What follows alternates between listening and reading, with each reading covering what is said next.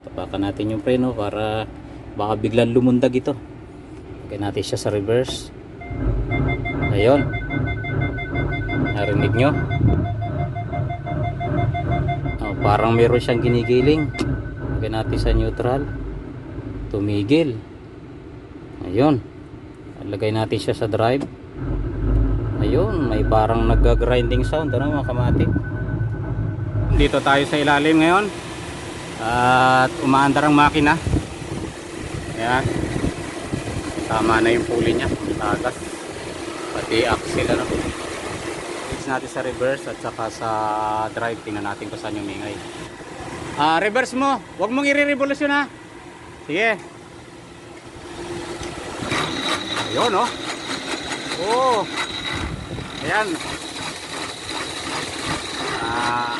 May ano siya, pabrika ng simento sa loob. Gumigiling eh. Crusher. Nasa loob siya, nasa loob. Ang ingay. Hindi na sa naka-engage yung axle natin. Dapat yan oh. Dumadaplis itong axle natin, dumadaplis. Ayan. Yun ang problema. Palagay ko naharos yung spline. So ang gagawin natin dito ay ibababa natin yung transmission. Okay? So yun. Yup!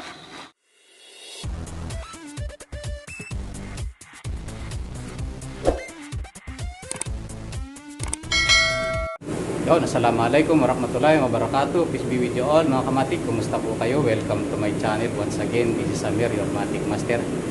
Sa video ito ay magbabaklas tayo ulit ng isang automatic transmission. Kung nakita nyo yung nasa ulihan ko na yan, ay yan yung transmission ng Santa Fe na ipinarinig ko sa inyo sa unahan ng video na ito. Yung ingay ano, kapag kinambyo natin siya sa reverse at saka sa drive. So nandito siya ngayon, nakababa na, press na press. Bago baba pa lang, hindi na natin hinugasan kasi nagmamadali yung may-ari na makuha yung quotation. So pagkababa niya ay pinatong agad natin sa lamisa para maumpisa na natin yung pag-biak at nang malaman na natin kung ano yung trouble ano. Kasi nga gusto ng may-ari na makuha agad yung listahan ng pyesa. So ayun, samahan nyo ako sa video ito at katayin natin yan. At sabay-sabay nating alamin kung ano yung naging problema ng kanyang pag-ingay ano, yung ingay sa loob. Parang sa akin palagay ay differential lang may problema pero hindi pa natin nakikita kaya palagay pa lang yan ano. So yun, samahan nyo ako at biyakin natin to. So let's go. Tanggalin muna natin itong mga accessories.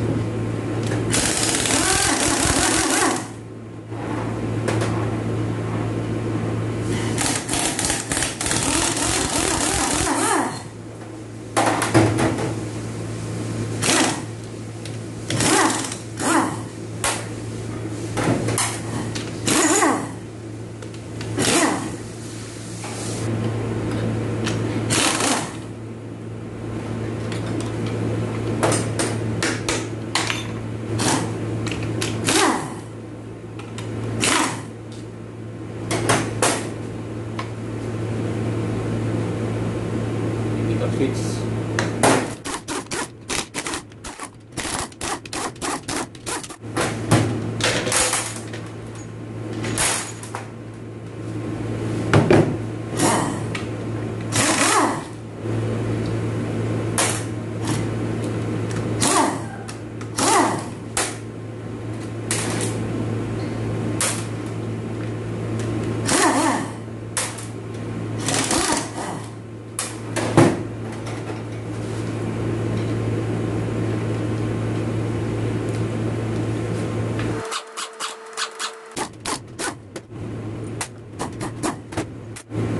Bali, sunog na sunog yung langis niya mga kamatik.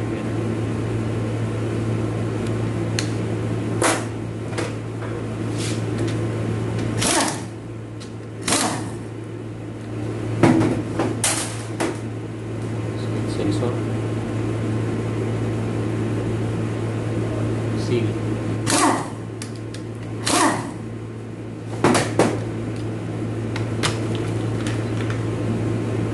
Papalitan natin kasi nabasag yung dito niya, yung pinaka-lock nakabilaw, wala na yung pinaka-tenga, may tenga rito, ito wala. Palitin natin to.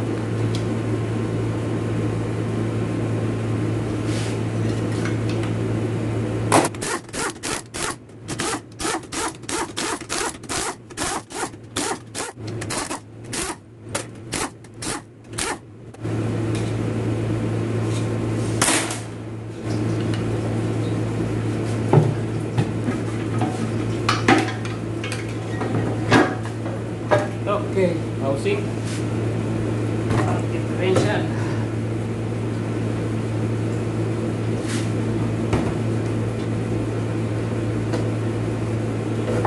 Filter, grabe yung bigat. Ibig sabihin, simula nung naging sasakyan ko, hindi pa siya nagpalit ng filter. Yan. 1 kilo na.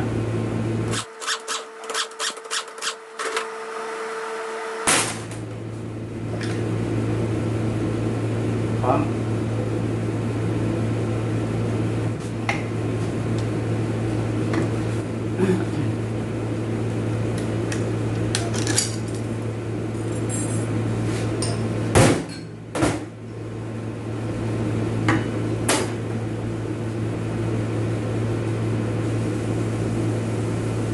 Okay ba yung clutch nyo? Matibay yung clutch talaga nitong ano, pagtabi.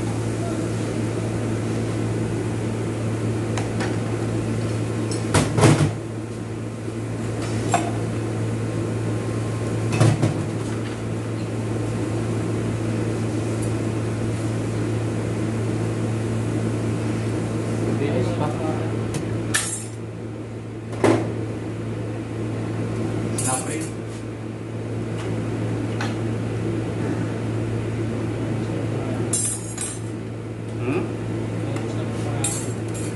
Pero malaman na po ito kung anong pangalan ng mga pyesa. So, underdrive analog.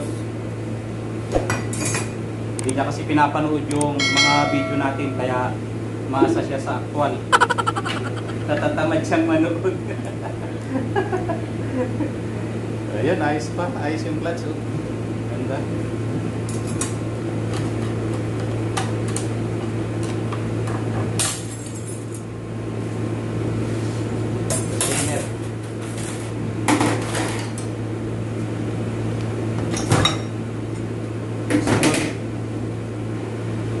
Na.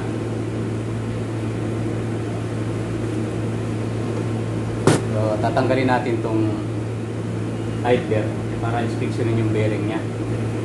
Tanggalin natin yung piston.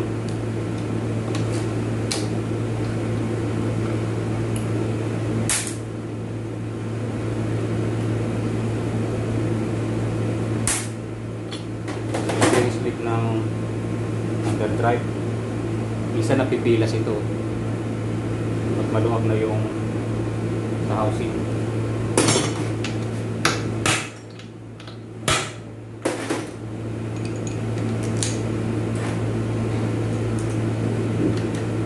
Yan, maluwag. Ito talaga yung lumuluwag, itong parte na ito. Yan. Madalas lumuwag ito.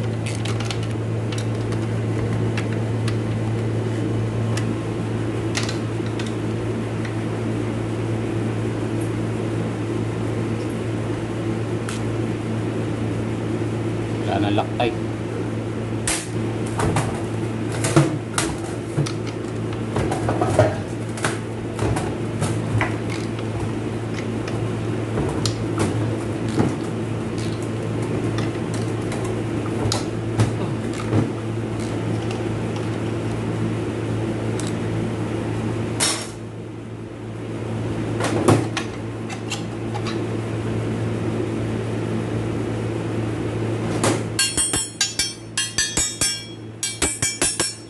Buo.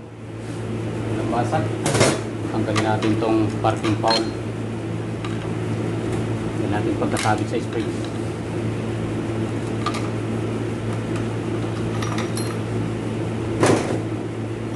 So yung pin, saka yung spring ano.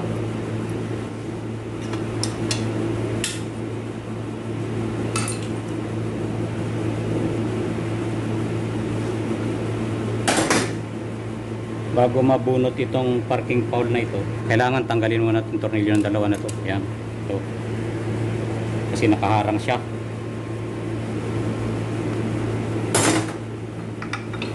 saka mo palang mabubunot ito. So yun, mabubunot na natin itong idler. Yun. Ayos naman. Oo naman. Punta tayo sa likod.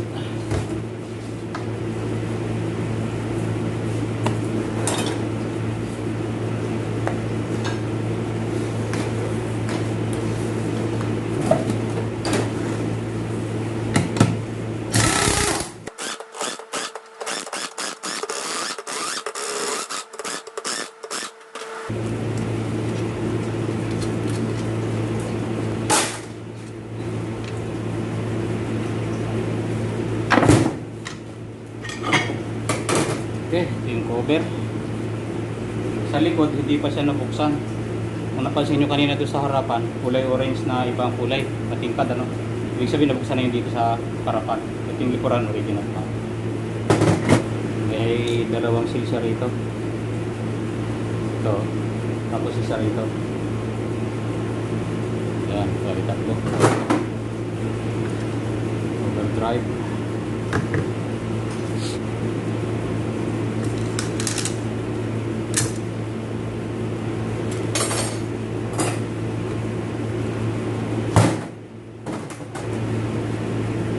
Ayos pa yung mga clutch nyo.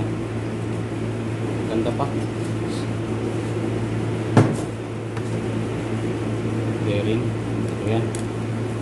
So bubuksan natin lahat itong mga piston na ito para magpalit ng mga o-ring.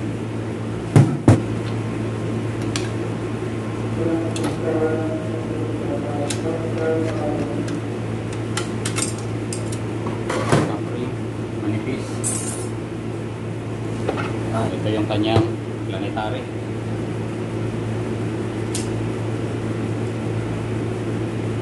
One-way clutch. So bubuklatin natin ito mamaya para tingnan kung baka dito galing yung tumutunog ano.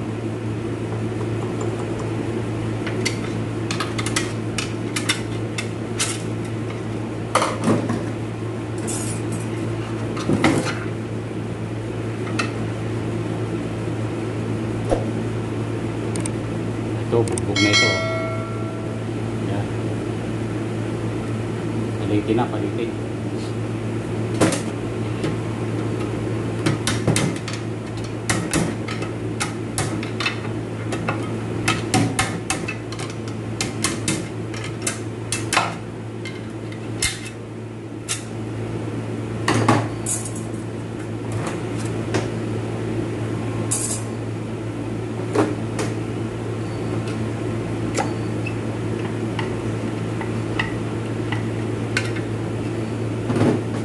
Reverse piston gana, magana rin oh. Nakaapaw na yung o-ring. Hanggang magana.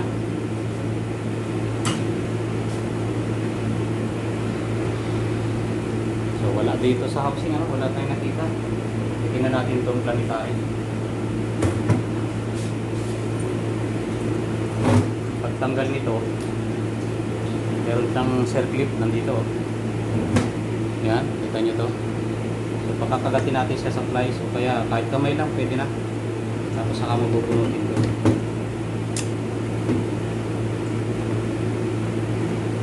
Yun. Diba? Pag natanggalan natin yan, yan ganito ang itsura ng circlip na yan oh. So dito siya pinipindot ano, pipindutin mo rito. Paikom. Saka siya saka mo mapupulot ito. Dito rin siya nakalagay. So, napag-group, no? Tingnan natin yan. Dito naman, meron naman siya isang clip pa. Dito sa ilalim, oh. Yan. So, may dugtungan yan. Natin dugtungan yan. So, itangal natin pa loob. Doon. Natanggal mo to, mabagsak na yan. Yan. Bunot mo tatawag pataas.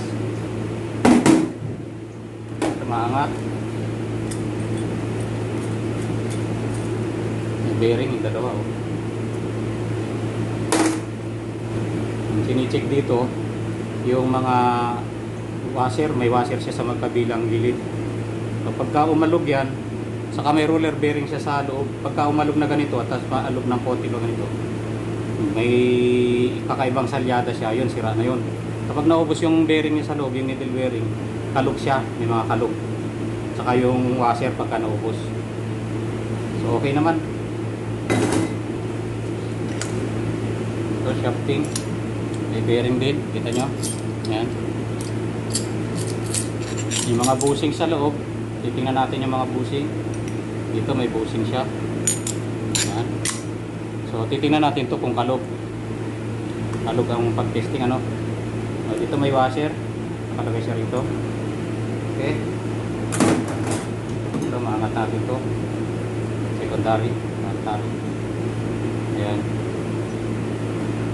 Ganun din, pag testing nito, kakalugin mo yung mga sun gear kung kumakalog siya, kung naubos yung kanyang bulita sa loob. Madali naman makita kung umaalog siya, no? So wala.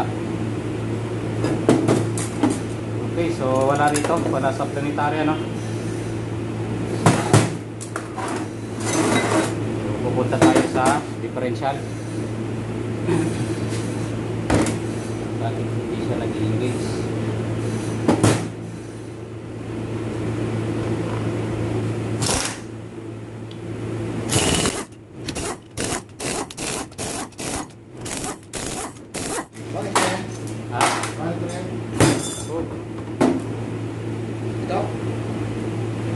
Carrier hindi.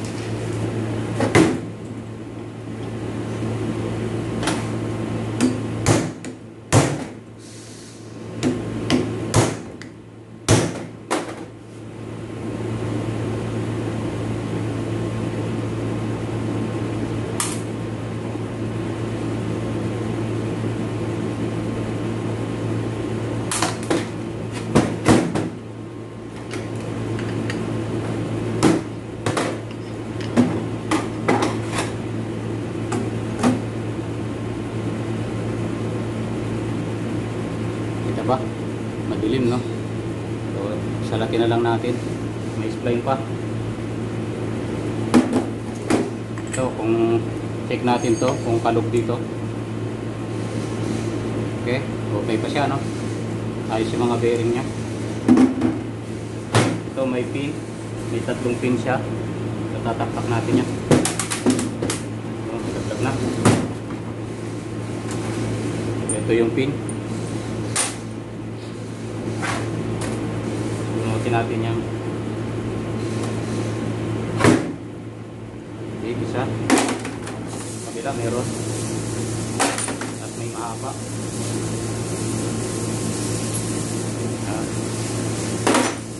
Nasa gitna.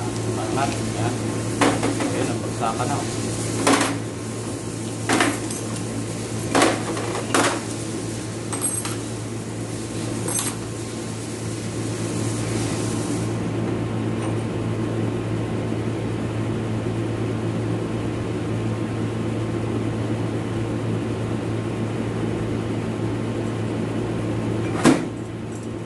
Sunog yung ano, dito, ano.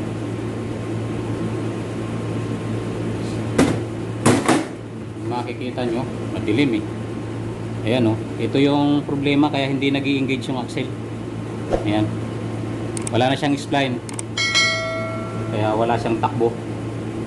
Hindi tumatakbo yung ating sasakyan dahil wala siyang spline. Naubos yung spline. Differential. Talagang pambaba na ito. Hindi naman natin magawa ito nang hindi natin ibababa yung transmission at hindi dismantle. So ayan. So ilawan natin para makita niyo yung spline na putput, ano. So ayan, kung mapansin niyo yung ano, mapansin niyo yung looban, ayan, oh. Wala na siyang ngipin, ano. Wala na. Yeah, so yan pala yung dahilan kung bakit ano, ayaw na siyang humatak. Yan, umi-slide yung axle dito. Pag nandun pa kasi sa sasakyan, hindi mo basta mapansin, nasa looban to eh. Nasa may right hand part ng ating transmission, no, sa gawing harapan. So mahirap makita pagka nakakabit pa sa sasakyan. Kaganito natanggal na, yan. O yung kabila, ayan o. So okay pa yung mga splay niyan, buhay na buhay. Pero ang pagpalit nito mga kamatik ay isang set na itong spider gear, kasama itong apat na ito. Yan. Ito at saka itong dalawa na ito. Dalawang ito at saka ito, magkasama yan sa isang set. So papalitan natin lahat yan. Papalitan din natin itong capsule na ito. Papalitan na rin natin itong differential cap kasi mababaw na rin yung kanyang spline. So palitin na rin ito yun. The rest, hugasan natin ito at titingnan natin ito. Palitin na rin itong low reverse clutch at saka mga o-ring. Lahat ng o-ring ay papalitan natin complete overhaul. Dito naman sa valve body, in-scan ko ito, wala namang code. So ang gagawin natin dito ay mag solenoid test lang tayo. Mag-test lang tayo ng solenoid para malaman natin kung may palyado yung mga valve, ay mga solenoid valve niya, So yun, papalit din tayo ng mga o-ring dito, o-ring nito. At lahat ng o-ring papalitan natin Dito kasi ang pagbili ng mga repair kit ay hiwa-hiwalay. Hiwalay yung mga o-ring isa-isa. So i-itemize natin lahat yung o-ring sa pagpapalit. Okay, pati yung clutch, set by set siyang ganito. Ito isang piraso dumadating ganito. So i-order natin ang hiwalayan ng ganyan. Kung rebuilding kit assembly katulad sa Pilipinas, meron tang rebuilding kit assembly na lahat ng clutch at saka lahat ng mga o-ring. Pero dito pag original pa, ganun siya, hiwa-hiwalay isa-isa. Kung nakita nyo ito, yan, katulad nito, ayan, isang piraso ang laman, yan, ganyan. Okay, so yun ang ating nakita dito ang dahilan kaya ayaw tumakbo ng ating sasakyan. So mas mainam na nabaklas lahat para maganda makita natin lahat. Okay, so yun mga kamatik, tapos na tayong magbaklas at nakita natin yung problema, hindi sa loob kundi sa differential lang pero ganun pa man ay pang maintenance na talaga ito, kaya mas mainam na yung ganyan na nabaklas natin So maraming salamat sa pagsama sa akin sa pagbaklas ng transmission ito. Shout out sa lahat ng ating mga subscribers, silent viewers at solid supporters, at sa lahat-lahat sa kung saan man kayo dako ng mundo naroon So yun lang, till next time, keep safe. Maasalam.